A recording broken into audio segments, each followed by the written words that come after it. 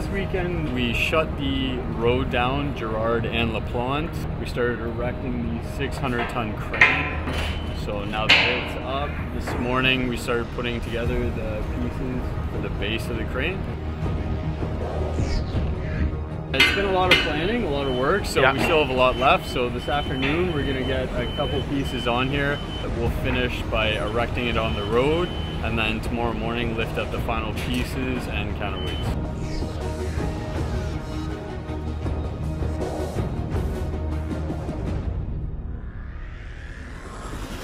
A lot of hours spent planning, a lot of safety, job hazard analysis, ground compaction reports, all that kind of stuff to get the cranes in here. We had to get a lot of sign-offs from 4 different engineering firms, peer reviews, all these different companies involved with getting sign-off for it.